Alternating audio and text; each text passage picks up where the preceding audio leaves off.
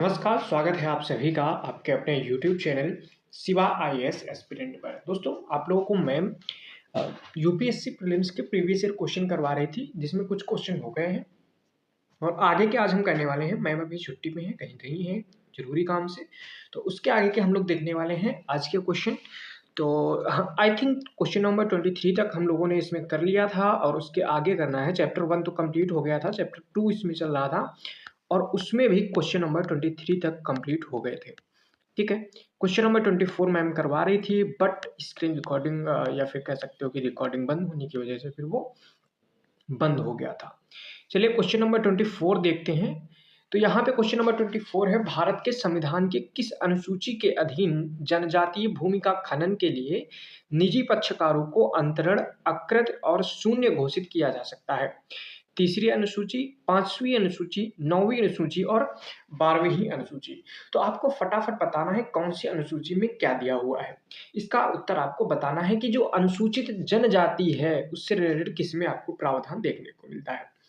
तीसरी अनुसूची में आपको कुछ लोगों के यहाँ पे शपथ देखने को मिलती है। 9वीं अनुसूची में कुछ भूमि सुधार से रिलेटेड कानून थे, जिनका जो है न्यायिक पुनरावलोकन नहीं हो सकता। और 12वीं अनुसूची में आपको देखने को मिलता है कि यहाँ पे नगर पालिकाओं के प्रशासन के बारे में बात की गई है। वहीं पे जो 5वीं अनुसूची है उसमें जनजातीय भूमि के बारे में यहाँ पे बात की गई है। तो इसका जो राइट आंसर हो जाएगा वो बी हो जाएगा, आपको पता होगा। ठीक है, चलिए नेक्स्ट क्वेश्चन देखते हैं, क्वेश्चन नंबर 25 की। क्वेश्चन नंबर 25 क्या है? यहाँ पे क्वेश्चन नंबर 25 आप देख रहे हैं, कह रहा है कि किस प्रधानमंत्री के कार्यकाल के दौरान भारत के संविधान में 9वीं अनुसूची को पुनर्स्थापित किया गया था?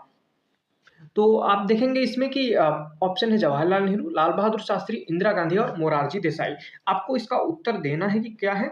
आपको पता होगा कि जो पहला संविधान संशोधन हुआ था, जिसके माध्यम से 9वीं अनुसूची को पुनर्स्थापित किया गया था, 1951 में आपको ये चीज देखने को मिलती है।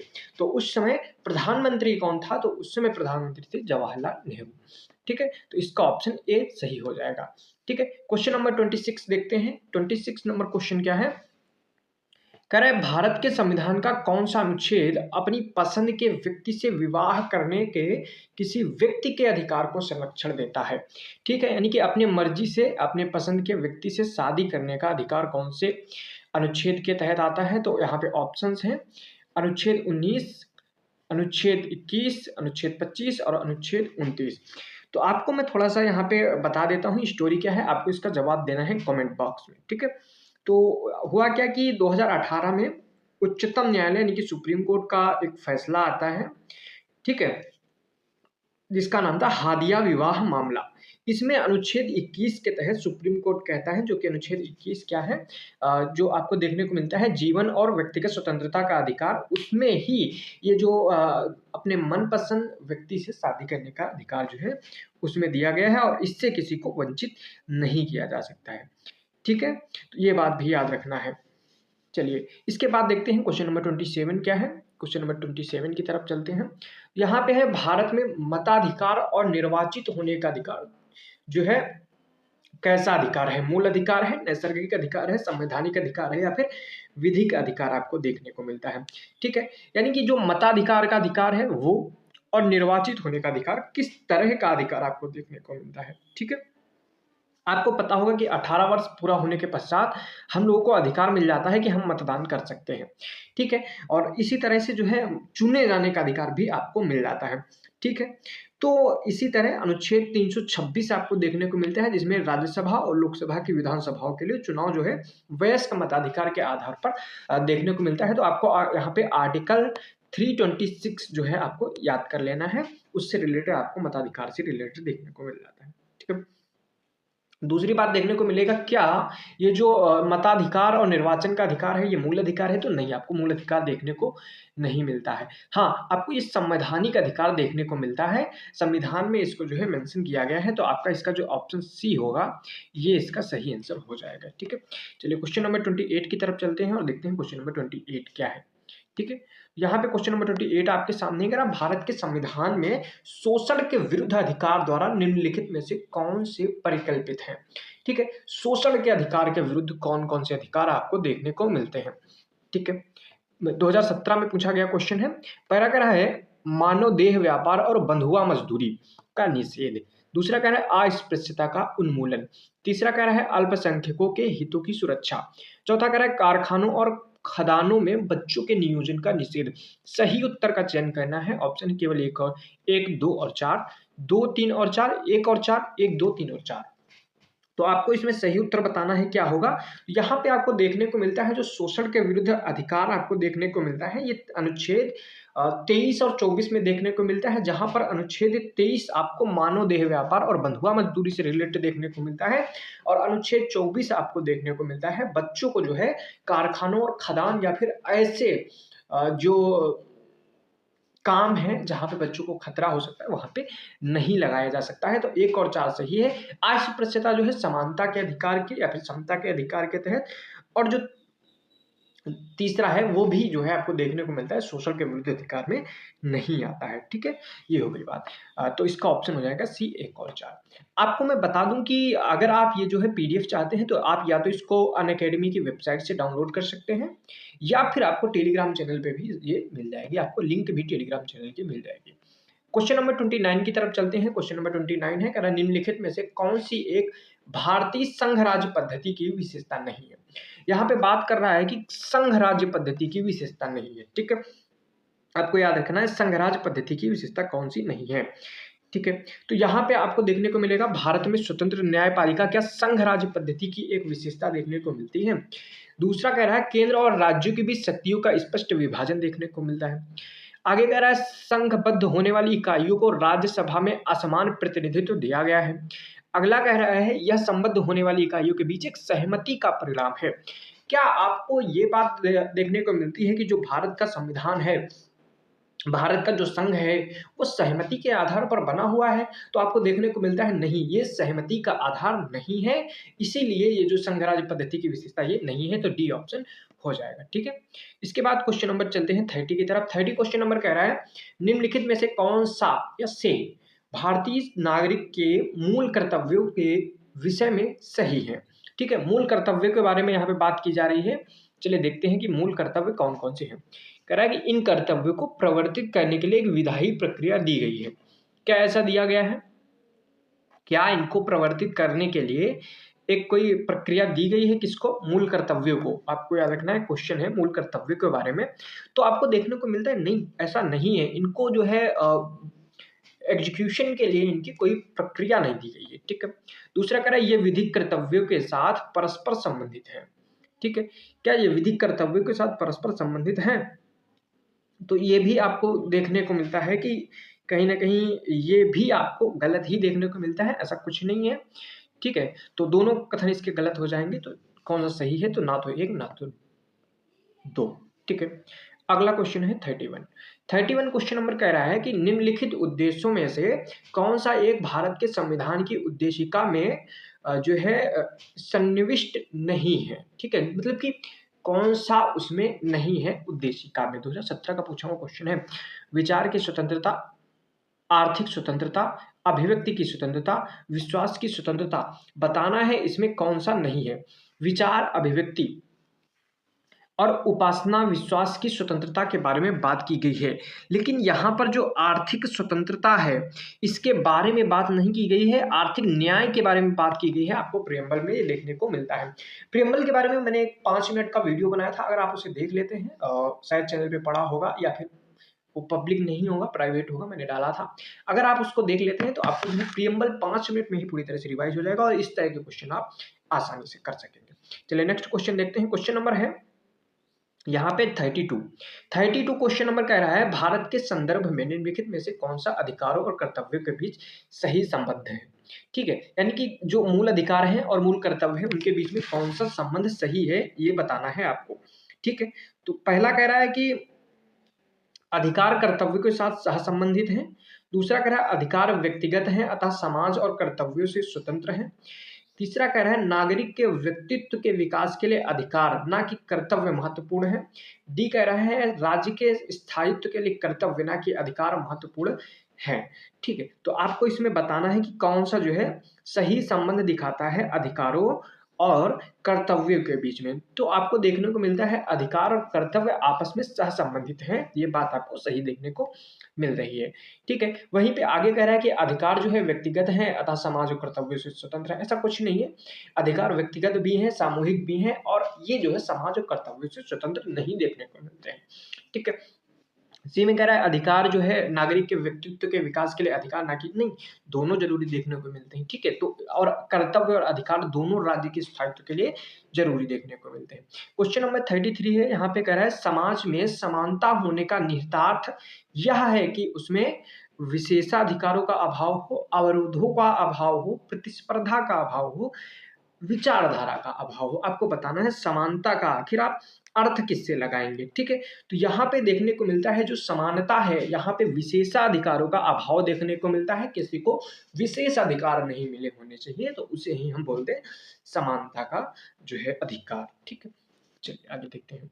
क्वेश्चन नंबर 34 की तरफ चलते हैं। कह रहा है संविधान के 42वें संशोधन द्वारा निम्नलिखित में से कौन सा सिद्धांत राज्य के नीति निर्देशक तत्वों में जोड़ा गया था। ठीक है, यहाँ पे बात कर रहा है 42वें संविधान संशोधन के माध्यम से डीपीएसपी में क्या क्या जोड़ा गया था। पहला कह रहा है पुरुष और स्त्री दोनों के लिए समान कार्य का समान वेतन। क्या इसको जो है 34वें को जो है जोड़ा गया था, जो 34वां है, क्या इसका ए ऑप्शन जो है क्या वो सही है, आपको देखने को मिलेगा। ठीक है, वहीं पे दूसरा कह रहा है उद्योगों के प्रबंधन में कामगारों की सहभागिता, काम, शिक्षा और सार्वजनिक सहायता पाने का अधिकार, श्रमिकों के लिए निर्वाह योग्य वेतन एवं काम की मानवीय दशाएं सुनिश्चित करना। तो आपको इसमें बताना यह है कि कौन कौन से जो है 42वें संविधान संशोधन द्वारा इसको डीपीएसपी में जोड़ा गया था। ठीक है, चलिए बताइए आप लोग, अगर इसमें जो है आपको पता है तो इसको फटाफट आप लोग बता सकते हैं। ठीक है, देखो 42वें संविधान संशोधन अधिनियम के द्वारा जो है डीपीएसपी में कई चीजें जोड़ी गई थी, जैसे कि बच्चों के स्वस्थ विकास के लिए अवसरों को सुरक्षित किया जाए, इसको जो है आर्टिकल 39 में ऐड किया गया था। वहीं पे समान न्याय को बढ़ावा देना, गरीबों के लिए मुफ्त जो है जो कानूनी सहायता, इसके बारे में उद्योगों के प्रबंधन में श्रमिकों की भागीदारी 43A, पर्यावरण की रक्षा और सुधार 48A। ठीक है, तो ये जो पुरुष और स्त्री दोनों के लिए समान कार्य समान वेतन, इसको जो है 42 के द्वारा जो है नहीं ऐड किया गया था, आपको देखने को मिलता है। वहीं पे जो यहाँ पे दूसरा कथन देखने को मिल रहा है उद्योगों के प्रबंधन में सहभागिता, कामगारों की सहभागिता, जिसको हम लोग आर्टिकल 43A बोलेंगे, इसको जो है ऐड किया गया था जो है 42 कॉन्स्टिट्यूशनल अमेंडमेंट के थ्रू। तो ये ऑप्शन आपका सही हो जाएगा, ऑप्शन बी। ठीक है, अगला क्वेश्चन देखते हैं। क्वेश्चन नंबर 35 है, कह रहा है निम्नलिखित कथनों पर विचार कीजिए। 2017 में पूछा गया क्वेश्चन है। क्वेश्चन ये है, कह रहा है कि भारत के संविधान के संदर्भ में डीपीएसपी राज्य के नीति निर्देशक तत्व हैं, विधायिका के कृत्यों पर निर्बंधन करते हैं। दूसरा कह रहा है कार्यपालिका के कृत्यों पर निर्बंधन करते हैं। कह रहा है कौन सा सही है, केवल एक, केवल दो, एक और दो, दोनों, ना तो एक ना तो दो। ठीक है, देखो यहाँ पे आपको देखने को मिलता है जो राज्य के नीति निर्देशक तत्व हैं, इनको कोई कानूनी अधिकार प्रदान नहीं है, कोई कानूनी उपाय नहीं देखने को मिलता है, इसलिए और ना ही ये जो है प्रकृति में न्यायोचित नहीं है। ठीक है, इसलिए जो है सरकार को इसे लागू करने के लिए बाध्य नहीं किया जा सकता, इसलिए विधायी कार्य को सीमित तो ये नहीं करते हैं। ठीक है, तो ये बात तो गलत है। हाँ, उसको गाइडेंस जरूर दे सकते हैं, गाइड जरूर कर सकते हैं, लेकिन ऐसा वो रोकते हैं, सीमित करते हैं, ऐसा नहीं है। आगे कह रहा है नीति निर्देशक सिद्धांत जो है सरकार पर सीमाएं नहीं लगाते क्योंकि वे लागू करने योग्य नहीं है, हालांकि मौलिक अधिकार जो है वो कार्यपालिका और विधायिका के कृत्यों पर सीमाओं के रूप में कार्य करते हैं। लेकिन आपको ये डीपीएसपी के बारे में देखने को नहीं मिलेगा, तो इसका डी ऑप्शन होगा, ना तो एक ना तो दो। ठीक है, बस इस सब का रीजन यही है क्योंकि ये जो है बाध्यकारी नहीं है, आपको देखने को मिलते हैं। ठीक है, नेक्स्ट क्वेश्चन है 36 क्वेश्चन कह रहा है निम्नलिखित कथनों में से कौन सा एक सही है। 2017 का क्वेश्चन पूछा गया है, काफी क्वेश्चन यहाँ पे 2017 के दिए हुए हैं, हो सकता है 2016 को हो। ठीक है, तो ये क्वेश्चन कह रहा है अधिकार जो है नागरिकों के विरुद्ध राज्य के दावे हैं, क्या ऐसा है। अगला कह रहा है अधिकार वे विशेषाधिकार हैं जो किसी राज्य में के संविधान में समाविष्ट है। अधिकार राज्य के विरुद्ध नागरिकों के दावे हैं, अधिकार अधिकांश लोगों के विरुद्ध कुछ नागरिकों के विशेष, तो ये तो नहीं हो सकता, डी। ठीक है, विशेषाधिकार की बात जहां कह रहा है ये विशेषाधिकार नहीं होते हैं। ठीक है, अधिकार नागरिकों के विरुद्ध राज्य के दावे हैं, ये भी बात गलत है। यही आपको देखने को मिलता है सी ऑप्शन इसका अधिकार राज्य के विरुद्ध नागरिकों के दावे देखने को मिल रहे हैं आपको, ठीक है। तो चलिए नेक्स्ट क्वेश्चन देखते हैं। नेक्स्ट क्वेश्चन कह रहा है 37 है, भारतीय संविधान में कल्याणकारी राज्य का आदर्श किसमें प्रतिस्थापित किया गया है? उद्देशिका में, डीपीएसपी में, मूल अधिकार में और 7वीं अनुसूची में। तो आपको देखने को मिलता है 37 का जो ऑप्शन है डीपीएसपी वही सही होगा। आपको यहाँ पे कल्याणकारी राज्य के बारे में बात की गई है, ठीक है। नेक्स्ट क्वेश्चन देखते हैं, क्वेश्चन नंबर 38 कह रहा भारत की संप्रभुता, एकता और अखंडता की रक्षा करें और उसे अक्षुण्ण रखें, यह किसमें उपबंध किया गया है? संविधान की प्रस्तावना में, डीपीएसपी में, मूल अधिकार और मूल कर्तव्य में। तो आपको ये देखने को मिलता है इसको डीपीएसपी में पूरी मूल कर्तव्य में, फंडामेंटल ड्यूटी में 51A में इसको जो है पूरी तरह से रखा गया है। तो यही आपका सही ऑप्शन हो जाएगा, ठीक है, डी। चलिए नेक्स्ट क्वेश्चन देखते हैं, क्वेश्चन नंबर 39, ठीक है, और छोटा कर लेता हूं।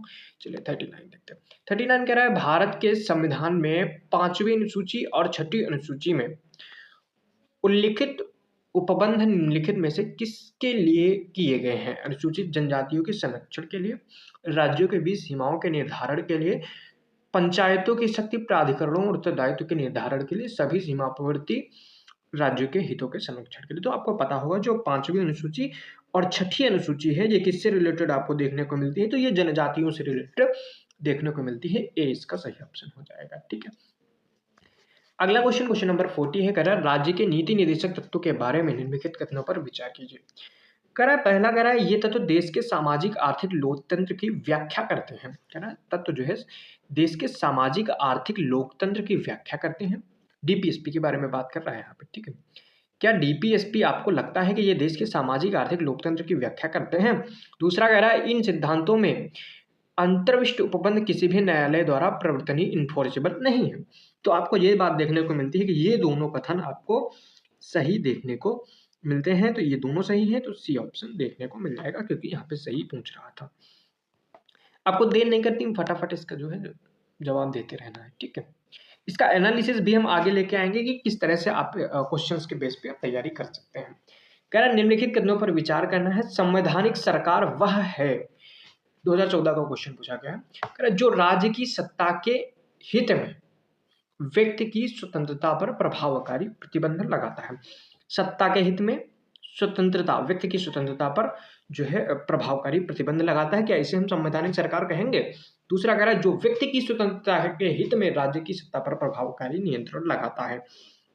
कौन से सही है? केवल एक, केवल दो, केवल एक और दो, दोनों, ना तो एक और ना तो दो। आपको देखने को यहाँ पे मिलता ये है कि जो संवैधानिक सरकार है उसे कहीं न कहीं सीमित सरकार कहा जाता है। जो है यही आपको दूसरा देखने को मिलेगा जो व्यक्ति की स्वतंत्रता के हित में राज्य की सत्ता पर प्रभावकारी प्रतिबंध लगाती है। तो इसका बी ऑप्शन हो जाएगा, ठीक है। नेक्स्ट क्वेश्चन, क्वेश्चन नंबर 42 है, कह रहा भारत के संविधान में अंतरराष्ट्रीय शांति और सुरक्षा की अभिवृद्धि का उल्लेख कहाँ गया है?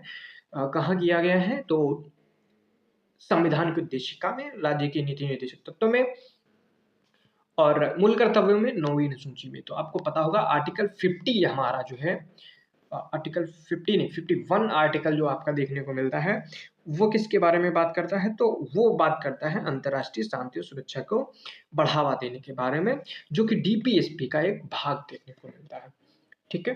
चलिए नेक्स्ट क्वेश्चन देखते हैं। क्वेश्चन नंबर 43 है, कह रहा भारतीय संविधान के उद्देश्यों में से एक के रूप में आर्थिक न्याय का किसमें उपबंध किया गया है? ठीक है, यानी कि आर्थिक न्याय के बारे में बात कहाँ-कहाँ की गई है? उद्देशिका और मूल अधिकार में। तो उद्देशिका में तो बिल्कुल आपको देखने को मिलती है, बट मूल अधिकार में ये नहीं देखने को मिलता है। उद्देशिका और डीपीएसपी में, मूल अधिकार और राज्य की नीति निर्देशक तत्व में, उपयुक्त में से कोई नहीं। तो आपको देखने को मिलता है उद्देशिका में आपको आर्थिक न्याय के बारे में बात की गई है और 40 जो है आपको देखने को मिलता है जो हमारे डीपीएसपी हैं उसमें भी बात की गई है कहीं न कहीं आर्थिक न्याय की। ठीक है, तो इसका बी ऑप्शन हो जाएगा, ठीक है। आपको जो आर्टिकल 40 देखने को मिलेगा, आर्टिकल 43 देखने को मिलेगा, आर्टिकल 43 भी देखने को मिलेगा। इन सब में 46 देखने को मिलेगा, 47 देखने को मिलेगा, 48 देखने को मिलेगा। ये सब कहीं न कहीं आर्थिक न्याय के बारे में बात करते हैं, ठीक है। Next question, question number 44 Bharat के संविधान के अनुसार निम्नलिखित में से कौन सा देश के शासन के लिए आधारभूत है? मूल अधिकार, मूल कर्तव्य, डीपीएसपी और मूल कर्तव्य, मूल अधिकार दोनों। तो आधारभूत कौन से हैं आपको देखने को मिलेगा, भारतीय संविधान के अनुसार निम्नलिखित में से कौन सा देश के शासन के लिए आधारभूत है। ठीक है, तो बताना है कि शासन के लिए आधारभूत कौन कौन है यहाँ पे। ठीक है, तो यहाँ पे आपको देखने को मिलेगा शासन को जो गाइड करते हैं वो डीपीएसपी देखने को मिलते हैं। ठीक है, तो यही बात आपको हो जाएगी। ठीक है, नेक्स्ट क्वेश्चन देखते हैं। भारतीय संविधान में प्रतिस्थापित राज्य के नीति निदेशक तत्वों के अंतर्गत निम्नलिखित प्रावधानों पर विचार कीजिए। डीपीएसपी के बारे में यहाँ पे क्वेश्चन पूछा गया है। कह रहा है कि गांधीवादी सिद्धांत के बारे में बात कर रहा है जो डीपीएसपी के निदेशक तत्वों में प्रतिबिंबित होता है। भारतीय नागरिकों के लिए समान नागरिक संहिता, क्या ये गांधी जी के विचार थे? तो आपको देखने को मिलता है कि ये विचार कहीं ना कहीं जो है गांधी जी के विचार ऐसा तो खास करके देखने को नहीं मिलता है। तो इसका पहला कथन हो जाएगा, जब पहला गलत है तो सारे गलत हो जाएंगे और भी सही हो जाएगा। तो ग्राम पंचायतों को गठित करना 40 आर्टिकल, ग्रामीण क्षेत्रों में कुटीर उद्योगों के प्रोत्साहन आर्टिकल 43 में देखने को मिलता है। सभी कर्मचारियों के लिए यथावत अवकाश तथा सांस्कृतिक अवसर, इसके बारे में भी बात किया गया है यहाँ पे। ठीक है, लेकिन ये जो है गांधीवादी आपको जो है विचार देखने को नहीं मिलता है, ये मार्क्सवादी विचार आपको देखने को मिलता है। ठीक है, ये बात आपको याद रखनी, 2 और 3 इसका सही हो जाएगा। ठीक है, चलिए नेक्स्ट क्वेश्चन देखते हैं। क्वेश्चन नंबर 46 की तरफ चलते हैं, देखते हैं 46 क्वेश्चन क्या है। कह रहा है भारतीय संविधान की निम्नलिखित में से कौन से प्रावधान शिक्षा पर प्रभाव डालते हैं? एजुकेशन से रिलेटेड हमारे कॉन्स्टिट्यूशन में कौन कौन से प्रोविजंस किए गए हैं? डीपीएसपी में किया गया है, ग्रामीण एवं शहरी स्थानीय निकाय में किया गया है, पंचम अनुसूची में किया गया है, छठी अनुसूची में, सप्तम अनुसूची में। तो यहाँ पे देखने को मिलता है पंचम अनुसूची में क्या ऐसा देखने को मिलता है। ठीक है, तो आपको बताना है। तो यहाँ पे देखने को मिलेगा आपको कि बिल्कुल डीपीएसपी में देखने को मिलता है, ग्रामीण और शहरी स्थानीय निकायों में भी इनको जानकारी मिलती है। पंचम अनुसूची जो तीसरा है, इसमें भी कहीं ना कहीं प्रशासन के बारे में जानकारी दी गई है जो है, तो उसमें भी कहीं ना कहीं देखने को मिलता है कि थोड़ा बहुत शिक्षा से रिलेटेड संबंध यहाँ पे देखने को मिल जाते हैं। ठीक है, छठी अनुसूची में भी है, सप्तम अनुसूची में भी थोड़े बहुत ही कहीं ना कहीं प्रावधान देखने को मिल जाते हैं। तो बिल्कुल यहाँ पे डी ऑप्शन हो जाएगा। ठीक है, नेक्स्ट क्वेश्चन देखते हैं। नेक्स्ट क्वेश्चन है 47, कह रहा है भारतीय संविधान द्वारा प्रदत्त नागरिकों के मूल कर्तव्य में निम्नलिखित में से क्या है? ठीक है, मूल कर्तव्य यानी कि हमारे फंडामेंटल ड्यूटीज कौन कौन सी है? ठीक है, पहला कह रहा है मिश्रित संस्कृति की समृद्ध विरासत की रक्षा करना, सामाजिक अन्याय में से कमजोर वर्गों की रक्षा करना, वैज्ञानिक मनोदशा की खोज की भावना का विकास करना, वैयक्तिक और सामूहिक कार्यकलापों के सभी क्षेत्रों में उत्कृष्टता के लिए प्रयत्न करना। कौन से सही? केवल एक और दो, केवल दो। आगे कह रहा है 1, 3 और 4। डी कह रहा है 1, 2 और 3 के साथ 4। तो बताना है कौन से सही हो जाएंगे। ठीक है, तो यहाँ पे बात की गई है मिश्रित संस्कृति की समृद्ध विरासत की रक्षा करना, बिल्कुल फंडामेंटल ड्यूटी में इसकी बात की गई। सामाजिक न्याय के ये तो कहीं ना कहीं डीपीएसपी में परिलक्षित होता है। तीसरा कह रहा है वैज्ञानिक मनोदशा से रिलेटेड, बिल्कुल। और चौथा कह रहा है वैज्ञानिक और सामूहिक कार्यकलापों के सभी क्षेत्रों में उत्कृष्टता के लिए प्रयत्न करना। 1, 3 और 4 इसका जो है सही हो जाएगा। ठीक है, तो सी ऑप्शन हो जाएगा इसका।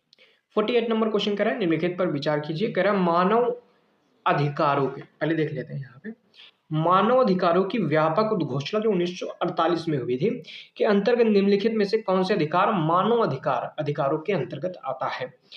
क्या एजुकेशन, शिक्षा का अधिकार, समानता के साथ सार्वजनिक सेवा प्राप्त करने का अधिकार और भोजन का अधिकार, इनमें से कौन कौन सा बताना है मानव अधिकार का पार्ट देखने को मिलता है?